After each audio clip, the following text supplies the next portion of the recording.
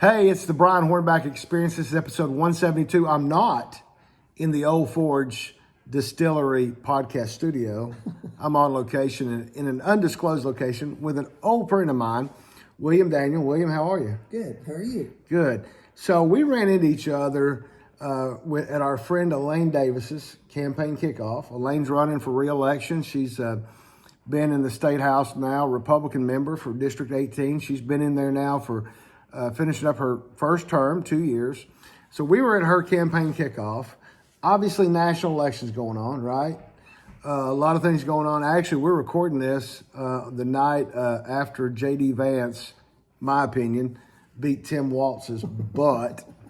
If anything happens to Trump, which I don't want anything to happen to Trump, but if anything happens to him a year, 2 years into his second term as president, we're going to be all right. Oh, yeah.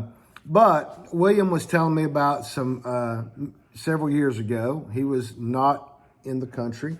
He was somewhere else, and he's seen firsthand the effect of communism and what happened when a country went to communism.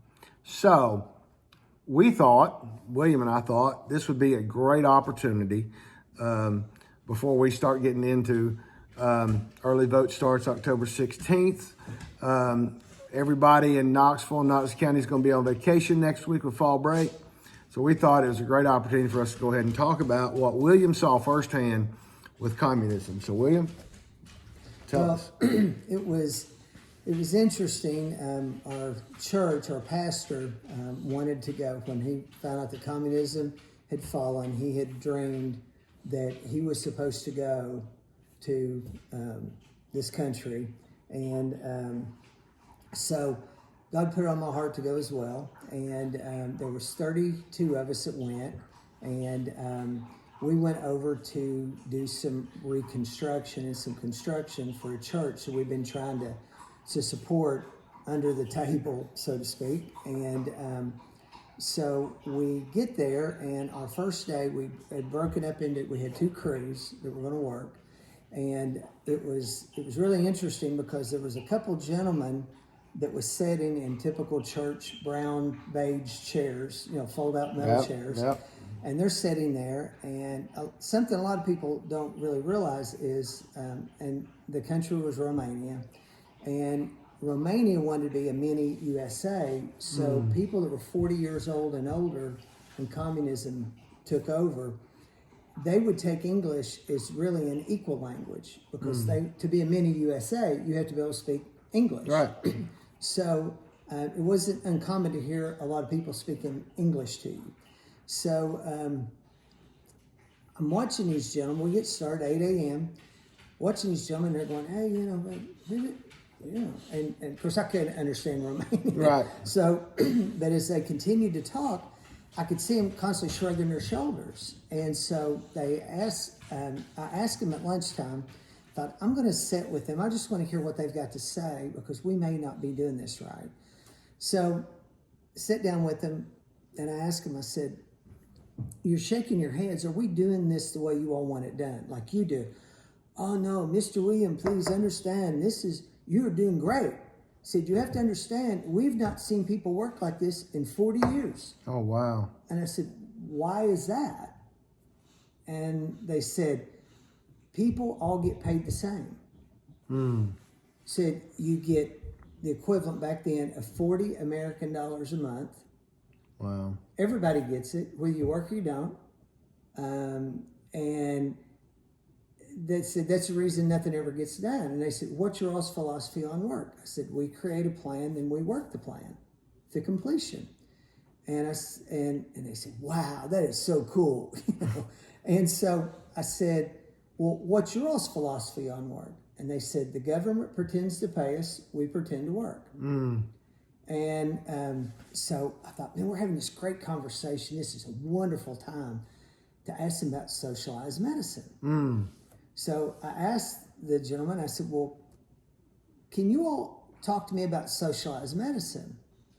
Well, this man, now remember, 40 American dollars a month, but the exchange rate was 1,650 of our dollars to one of their dollars. Oh. Okay. Wow. Yeah, what little bit of money Becky and I had in our bank account at the time, we could have bought the whole country. Right. So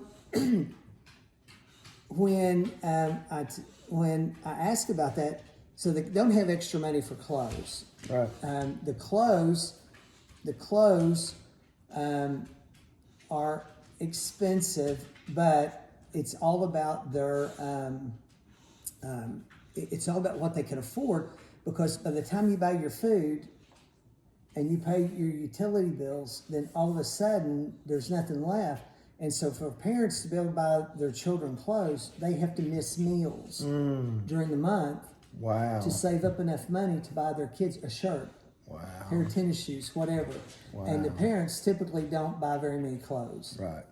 So it was when he jumped up, he ripped his shirt open, buttons go flying everywhere, and I'm like, and I'm prepared. I thought he was wanting to fight me over asking over socialism, and so I get prepared in case he's going to take the charge at me. Right. When his shirt came open, I kid you not, he had a zigzag scar, this big, 1 inch, all the way down to his belt buckle. Oh, so he'd had some type of surgery. Exactly, socialized medicine Wow. surgery. So I said, oh my word, I said, what happened to you? And he said, socialized medicine. I said, good surgery, bad scar. He said, I'm billboard. He said, this way people know to not show up without dollars in their hand when they're put under. He said, doctors paid hundreds of thousands of dollars to become doctors. And because of that, they want something besides the 40 American dollars a month. And he said, when they put you under, you open hand, and if you have money, then you get good scar. If not, you get billboard scar. Wow. And so he said, friend, much worse. Had same surgery, much worse. And I said, oh my gosh, what did they do to him? And he said, he didn't have any money. He said, they put a septic rag in him. Oh my gosh. So a week later, the man is dying. Okay, and they were over 50 years old. Right. And he said, so what happened was, he said they had to rush him to the hospital. He said this time he had $2 in his hand. And I said, and said, they gave him a straight line. I said, $2 American. He goes, no, $2 Romanian. Oh my gosh. Do the math of what those $2 were worth in American money. Wow. Like what, 1/10 of 1 cent or something? Right. Nothing. Right. But yet they would do this to a human being because they're mad that they're not getting paid what they were getting paid before communism. Right. So I also found out that when you're 55 years old, it takes 6 months to see a specialist. When you're Well, we're almost there. You know that? I am. In America, 64. we're almost I mean, No, in America, we're almost at that point to where it takes forever to get a doctor's appointment for anything. Yeah, especially a specialist. Right. So, when you hit 60, it takes 12 months, and when you're 65 and old, it takes 18 months. Wow. So before we started this, we were talking about our parents. Right. So imagine our parents would not have gotten any help whatsoever. Right. My dad had cancer 5 times in 8 years and was treated by the VA. I mean, they did a wonderful job with him. They anything he needed, they took care of. And but over there, they do not want it, and they will tell you, the people will tell you, and I'm nobody. Right. I mean, I'm over there with the church. Right. And I'm over there to help. You're there for 2 weeks, 4 weeks, whatever. 3 weeks, Right. 3 weeks. And so 3 weeks to do a job. yeah, and the people would talk with us. Right. And we were there to basically help fix where the communists will go in and to a church, and they will take a front end loader and tear the whole front off. Wow. Because they know people won't go into that church building if they can be seen from the outside. Right. So that when they come out, they'll be arrested. Right. So that's what they did. And so we were over there to help put stuff back together and build some new stuff as well. Wow. But it's amazing that too. This goes back to the medical side of this. 55 and older, they want you to die. Wow. Okay? Because you're no longer worth anything to them and you're a drain on the medical system. Wow. And they also have to figure out a way to control births. Just like in China, Right. after 2 children, baby's born and they'll kill it right there in front of the mom and the dad so you won't have another one. Right. Or that's the way it was. Now it's changed. But it's frightening at the things the children in the schools are taught that if your mom and dad, if they talk bad about God, because they teach the kids that government is God. Right. And so if they say something bad about government, the children are to report them, and then the communists, I can't remember the name of what they called them, but they would show up at your house, and depending on how egregious it was, they would actually take the parents to a different part of the communist countries that didn't speak your dialect, and basically they imprison you, and you couldn't leave, and they would tell all the neighbors not to talk to you. So you were imprisoned, and they would send 2 real communists to raise your children. Wow. And those are things you never hear about. Right. The media is never going to tell the things that I've already told you. And the government runs the church. They decide which churches are open. They decide who are the pastors and what they will teach. And of course, they teach communism and atheism and everything else. But it's really one of the saddest things I've ever seen. You know, we're blessed. We live in a country where we can go to the store, even during the pandemic. We can go to the store and we can buy anything that we want. If it's on the shelf, and if it's not on the shelf, we can ask somebody to run to the back and they'll look and see if it's in stock. Right. They just haven't been able to. And if we can't find it at that store, we can go to another store until we find it. Right. And we have multiple choices of toilet paper, paper towels. Exactly. Which I'm sure they don't have. Do you want the choices. soft toilet paper? Or do you want the sandpaper toilet paper? Right. But it's the sad part is that the grocery store outside of my hotel room, I looked down one morning and I hear kind of this commotion, and I look down and there's 12 people lined up around the building, and I went, wonder what's going on there. So I go downstairs and I asked the guy at the front desk, I said, why are these people lined up around the curb? He said, well, so that's grocery store. So why are they lined up? Well, there's so little food in the grocery store, they only let 4 people at a time in the store. When one leaves, they'll take another one in. And they're also afraid of theft because the people are starving to death. Right. They're barely getting enough to eat, and depending on how many kids you have, there may not be enough money to make it to the end of the month. Right.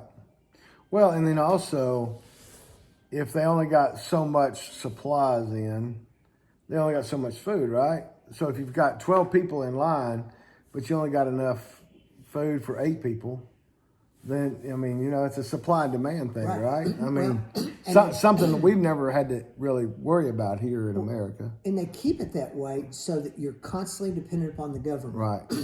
You can't go do something else. And we would have people come up to us, Brian, this is no joke. They go, and I had an interpreter with me. They go, American. And we go, and I looked at him and I said, this is giving me the creeps. Why are these people doing this? And he said, well, you don't understand. For 40 years, we have not been able to make choices about anything in our life. We're told what to do, when to do it. Here's your money, work, don't work, we don't care. And the guys that were at the construction site that we were working on said nothing ever gets done because nobody works. Or they'll work hard for an hour and go, okay, well, I'm done for the day, and they leave. So nothing ever gets done. And so, you know, in a case like that, we got more work done by noon than they could get done in 2 months. Wow. By noon. Right. You know, which is crazy. Right. And if you live in a town that has something to offer the elite, the governmental top brass, then your streets, you couldn't find a piece of paper in the streets. But if you're at a place that doesn't really matter to them, then all of a sudden your city is left to ruin. I mean, the buildings, bad state of repair. I mean, just awful. Buses, and I have a picture somewhere, I don't know where it might be, but of a bus, just like our city buses, with rust holes big enough that you or I could crawl from one side through it, past people's feet, and crawl out the other side. I mean, that's how bad it was. And they would have factories. They would have chemical factories. One outside of Arad, Romania, that we were going to a church to work with them that day. We go out through the country. It's beautiful, just like East Tennessee. Green, gorgeous trees, plants everywhere. And the further we went, I could see something in the distance that was shiny, like a big silver bar polished, okay? I mean, it's just gorgeous. It was like, but what is that? I couldn't see. And we get within about 3 miles of it, but it's flat, so you can see. You get about 2 miles, and all of a sudden, the leaves are off the trees, and the grass is getting brown. It's like, well, that was green. Right.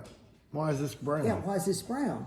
And so the further we went, the houses were vacated. The houses, they were falling down. And I asked the bus driver, I said, what is that? And he said, that's a chemical factory. And he said they have, in places where it doesn't matter, we have no EPA. He said, so they let all the contaminants come out, so it'll kill off a bunch of the people. Wow.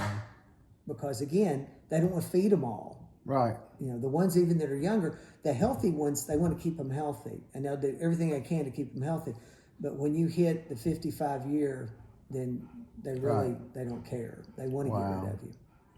So how close do you think America, how many years ago was this that you went to Romania? 33. 33 years ago. Yep. So how close do you think we are to that? Close. Because we're doing the same thing. We're indoctrinating our children in schools. We're indoctrinating our children.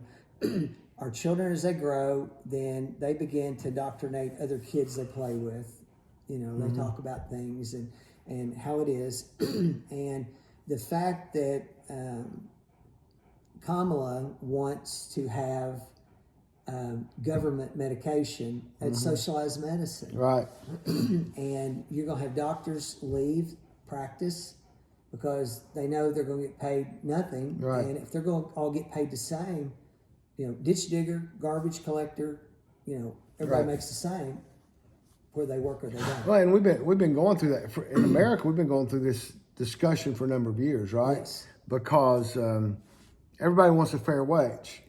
Well, you know, what is a fair wage? I mean, when I started working at 1986, 87, I mean, I think I was making less than $4 an hour. You know, now, I mean, my kids are, the youngest one's 28, so my kids are 30 into their mid 30s.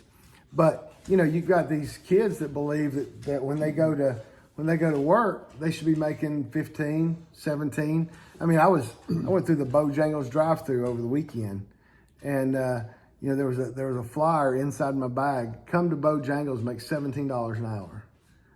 How can you pay 6 people $17 an hour when you're selling a $6 biscuit? Now, granted, you're selling a $6 biscuit, but it used to be $2. But I mean, how are these companies doing it? And you know, I mean, granted, you and I both have been in business for a number of years. I mean, I think we kind of know how they're doing it, but I mean, at the same time, we can't sustain that as a country. No.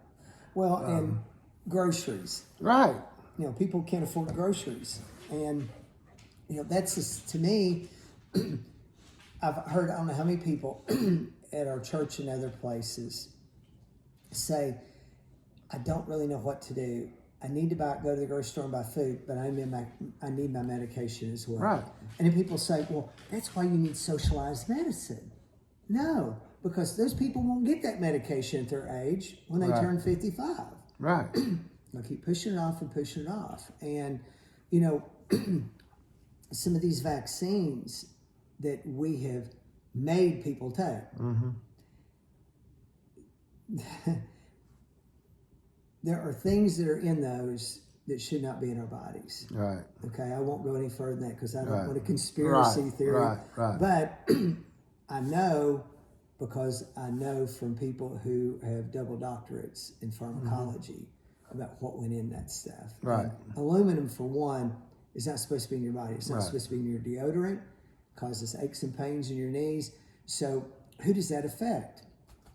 Right. I'm 64, so it affects me. It makes my joints stiff and ache to where I don't want to get up.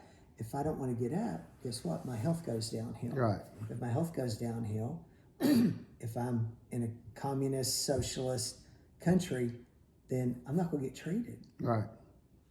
Right. They're going to let me die. And if they come in, a government official would come in to these towns, what they would do is that, unfortunately, if they walked in and they like Brian Hornback's house, the military knocks on your door and they tell you have 48 hours to vacate, then an official wants your home. Wow. And whatever's left in there, it's theirs. It's Right. whoever moves in. And the sad part is that they would take those people and they would put them in 10 to 12 story high rises. Okay? Now, the older you are, the higher up they'll put you. Okay? Now, Getting you closer to God, right? Yeah, yeah. Getting you closer to heaven. they're right? hoping you'll jump out the window. But the sad part is that when they build these buildings, they have 4 and 5 elevators. Okay?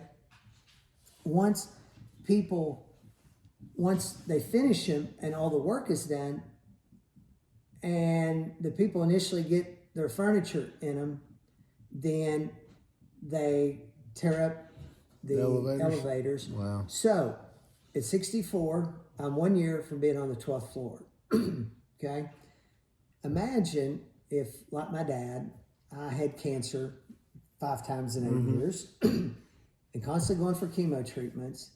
Can you imagine 65-year-old walking down the steps, 12 flights of steps? No.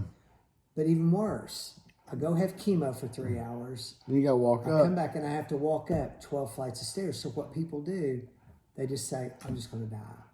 It's not worth it. Wow. And that's what they do. And, one day, the people in these communist countries woke up and they found out that their God was dead. Government died. That led, and not being able to make choices led to communist countries having the highest level of alcoholism of anywhere else in the world.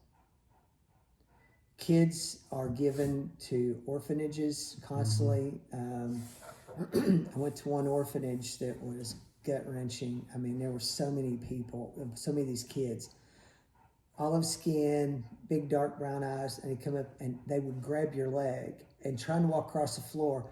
I had 2 kids hanging onto each one of my legs and 2 hanging on to each one of my arms, walking to go sit down. And they're climbing on you like a jungle gym because they just want somebody to hug them. Right.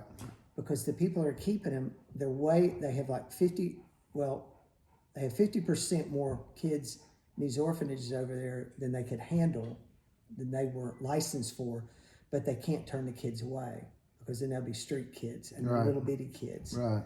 And so, it's gut-wrenching, and me and you, neither one, want to see our country get to Right. that level. And the policies that the government has been trying to put into place is horrific, because it's the exact same policies that these people told me that Romania, the communist side of Romania, was trying to put into play. And it degraded their country so badly that when communism fell, that they wanted Christians to come. And a lot of countries, it's like, oh, stay out. Right.